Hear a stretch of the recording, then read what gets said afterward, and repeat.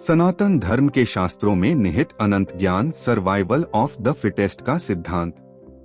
स्वागत है आप सभी का कालस्य द्वारा प्रकाशित सनातन पॉडकास्ट सीरीज के तीसरे भाग में, जहां हम विश्व की आध्यात्मिक परंपराओं से जुड़े अनमोल ज्ञान और गहरे दृष्टिकोणों की खोज करते हैं। मैं हूं आपका होस्ट और आज हम प्राचीन हिंदू शास्त्रों में गोता लगाएंगे और विज्ञान का माना जाने वाला एक बहुत ही रोचक सिद्धांत सर्वाइवल ऑफ द फिटेस्ट के बारे में गहन चर्चा करेंगे। अधिकांश लोग इस सिद्धांत को डार्विन और विकासवाद से जोड़ते हैं, लेकिन शायद आपको यह जानकर आश्चर्य हो कि हिंदू शास्त्रों, जिन्हें सनातन धर्म का हिस्सा माना जाता है, उसमें हजारों सालों से इस सिद्धांत पर विचार किया है। परंतु उनका यह सिद्धांत सिर्फ शारीरिक और जैविक दृष्टिकोण से कहीं आगे जाता है। यह नैतिक, आध्यात्मिक और सामाजिक क्षेत्रों तक फैला हुआ है। तो चलिए बिना किसी देरी के हम इस पर विचार करते हैं कि सर्वाइवल ऑफ द फिटेस्ट का सिद्धांत हिंदू दर्शन में कैसे प्रकट होता है और कैसे ये प्राचीन ग्रंथ हमें सिखाते हैं कि ब्रह्मांड में सच्चे अर्थों में फिट होने का क्या अर्थ है।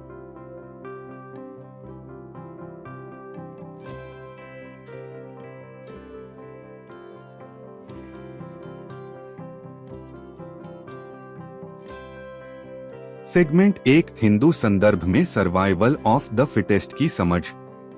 सर्वाइवल ऑफ द फिटेस्ट का जो सिद्धांत हम आमतौर पर समझते हैं, डार्विन की वजह से, वह इस विचार को दर्शाता है कि अस्तित्व के संघर्ष में जो जीव अपने वातावरण के लिए सबसे अनुकूल होते हैं, वही इस बात की सबसे अधिक संभावना रखते हैं कि वे जीवित रहेंगे और अस्तित्व को क्रियान्वित करने के लिए प्रजनन भी करेंगे।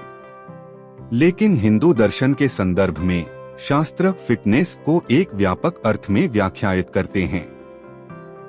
यह केवल शारीरिक अस्तित्व के बारे में ही नहीं है। यह नैतिक शक्ति, आध्यात्मिक विकास और ब्रह्मांडीय नियमों, जिसे हम धर्म कहते हैं, के साथ सामंजस्य में जीने के बारे में भी है।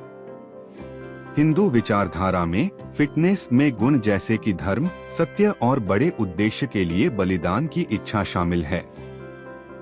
ये गुण एक व्यक्ति या यहाँ तक कि एक समाज को ब्रह्मांडीय नियमों के साथ संरेखित होने की अनुमति देते हैं, जिससे न केवल अस्तित्व बल्कि आध्यात्मिक विकास भी सुनिश्चित होता है।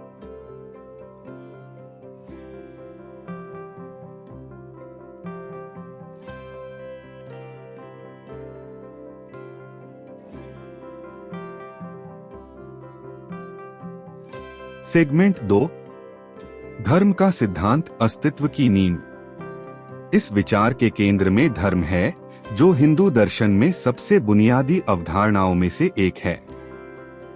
धर्म वह नैतिक और नियत कर्तव्य है जो ब्रह्मांड के क्रम को बनाए रखता है। अब अगर आपने कभी महाभारत पढ़ी है, तो आप जानते हैं कि यह केवल युद्ध और वीरता की कहानी मात्र तो नहीं है, इसमें धर्म की गहन खोज भी शामिल है। भगवद गीता, जो महाभारत का ही एक हिस्सा है, मूल रूप से भगवान श्री कृष्ण और योद्धा अर्जुन के बीच धर्म के महत्व के बारे में हुआ एक श्रेष्ठ संवाद है। श्रीमद् भगवद गीता में भगवान श्री कृष्ण अर्जुन को कुरुक्षेत्र की लड़ाई में भाग लेने के लिए प्रेरित करते हैं, लेकिन यह केवल युद्ध में जाने के बारे में नहीं है। मूल रूप से समझा जाए तो यह धर्म को बनाए रखने के बारे में है। श्री कृष्ण सिखाते हैं कि अस्तित्व, सच्चे अर्थों में धर्म के अनुसार जीने की आवश्यकता मात्र है। महाभारत से उदाहरण। महाभारत के नायक पांडवों का अस्तित्व, उनके खिलाफ सभी बाधाओं के बावजूद उनके धर्म के पालन के कारण अविचल रहा। यहाँ तक कि जब वे निर्वासित थे और कड़ी कठिनाइयों का सामना कर रहे थे, उन्होंने धर्म के प्रति अपनी प्रतिबद्धता को तब भी बनाए रखा। यह नैतिक फिटनेस ही थी जो अंततः उनकी जीत और उनके राज्य में व्यवस्था की पुनःस्थापना का कारण बनी।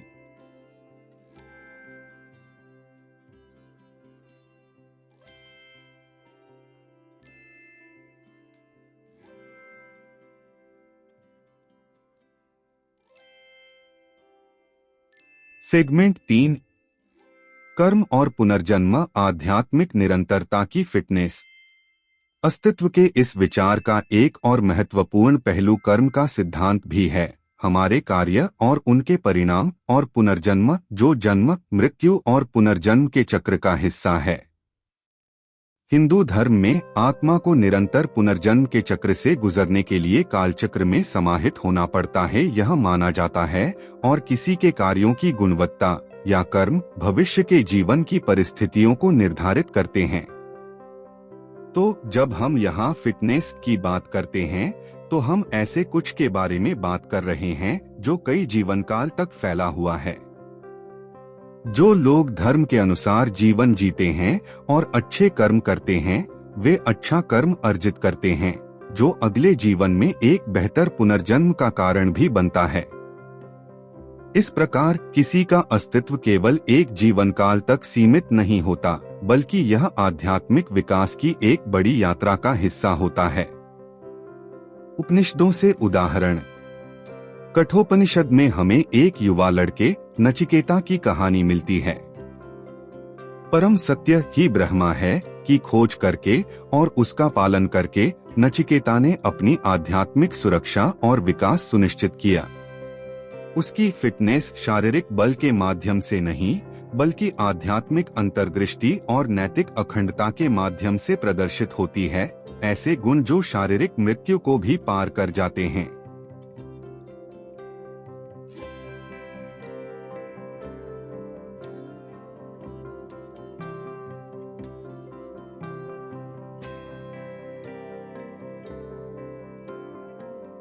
सेगमेंट 4। जंगल का कानून प्राकृतिक दुनिया में अस्तित्व। लेकिन हिंदू शास्त्र प्राकृतिक दुनिया में अस्तित्व की कठोर वास्तविकताओं को नजरअंदाज नहीं करते हैं। एक अवधारणा है जिसे मत्स्य न्याय कहा जाता है, जो मूल रूप से बताता है कि संकट के समय में मजबूत कमजोरों का शिकार करते हैं। यह बहुत कुछ डार्विन के सर्वाइवल ऑफ द फिटेस्ट की तरह ही लगता है, लेकिन यह अधिक गहरा है, डार्विन की खोज और सोच से भी। यह विचार अर्थशास्त्र में स्वीकार किया गया है, जो राज्यकला, अर्थशास्त्र और सैन्य रणनीति पर एक प्राचीन भारतीय ग्रंथ है। अर्थशास्त्र में राज्य की सुरक्षा के लिए सतर्कता और शक्ति की आवश्यकता पर जोर दिया गया है। लेकिन यहाँ हिंदू दर्शन एक और परत जोड़ता है। यह सुझाव देता है कि जब यह जंगल का कानून समय की आपात स्थिति में लागू होता है, तब यह एक धार्मिक शासक का कर्तव्य है कि वह कमजोरों की रक्षा करे और धर्म बनाए रखे। दूसरे शब्दों में, सच्चा अस्तित्व केवल मजबूत होने के बारे में नहीं है, यह न्यायपूर्ण होने के बारे में है। रक्षक से संरक्षक बनना। राजा न्याय का कर्ता होता है, पालक न कि शासक। अर्थशास्त्र से उदाहरण। अर्थशास्त्र के लेखक कौटिल्य, जिन्हें आचार्य विष्णुगुप्त चाणक्य के नाम से भी जाना जाता है, उन्होंने अपनी शिक्षा में राजाओं को अपने राज्यों की सुरक्षा के लिए सतर्क और मजबूत रहने की सलाह दी है। लेकिन उन्होंने यह भी जोर दिया कि एक शासक की सच्ची ताकत उसकी उस क्षमता में निहित होती है कि वह कमजोरों की रक्षा करे और न्याय बनाए रखे। शक्ति और करुणा का यह संतुलन समाज की संपूर्ण अस्तित्व और समृद्धि सुनिश्चित करता है।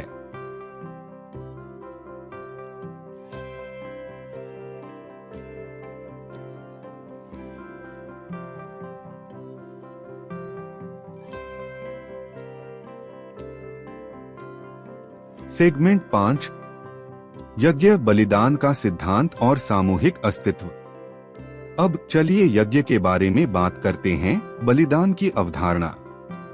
हिंदू दर्शन में यज्ञ केवल एक अनुष्ठान मात्र नहीं है, यह सभी जीवन की पारस्परिकता का प्रतीक माना गया है। यह इस विचार को दर्शाता है कि अस्तित्व केवल व्यक्ति के बारे में नहीं है, बल्कि सामूहिकता के बारे में है। ऋग्वेद, जो वेदों में सबसे पुराना है, उसमें यज्ञ के बारे में व्यापक रूप से बात की गई है, जो जीवन को पारस्परिक देने और प्राप्त करने के माध्यम से बनाए रखता है।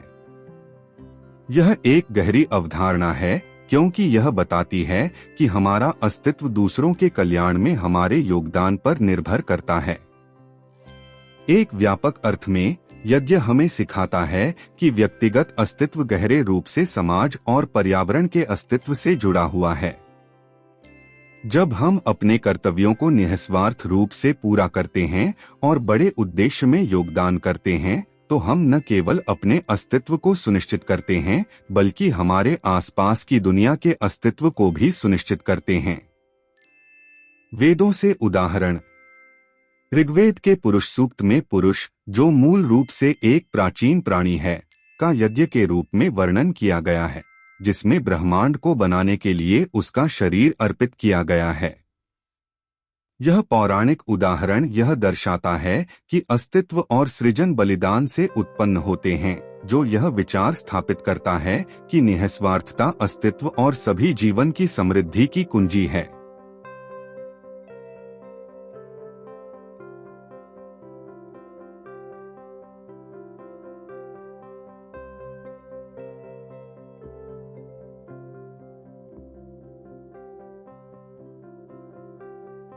Segment 6, survival of the fittest और वर्ण व्यवस्था।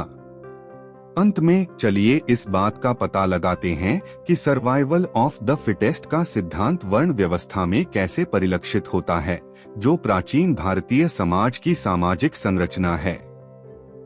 वर्ण व्यवस्था के 4 मुख्य वर्ग ब्राह्मण, क्षत्रिय, वैश्य और शूद्र प्रत्येक के पास समाज में एक विशिष्ट भूमिका और कर्तव्य रहा करते थे। इस व्यवस्था का उद्देश्य समाज की स्थिरता और अस्तित्व को बनाए रखना था। यह किसी जाति के आधार पर नहीं थे, यह बस कर्मों के आधार पर था। हिंदू शास्त्र इस बात पर जोर देते हैं कि इन वर्गों का अस्तित्व केवल उनके कर्तव्यों को निभाने में उनकी फिटनेस पर निर्भर था। जब कोई व्यक्ति या वर्ग अपने धर्म या कर्तव्य को सही ढंग से निभाता था, तो वे समाज के अस्तित्व में योगदान देते थे। लेकिन जैसा कि भगवद गीता में कहा गया है, यह वर्गीकरण कर्म और गुणों पर आधारित था, न कि जन्म पर। इसलिए फिटनेस की यह धारणा यहाँ भी चरित्र, नैतिकता और समाज के प्रति कर्तव्य के आधार पर है, किसी जाति या उनकी स्थिति के आधार पर नहीं।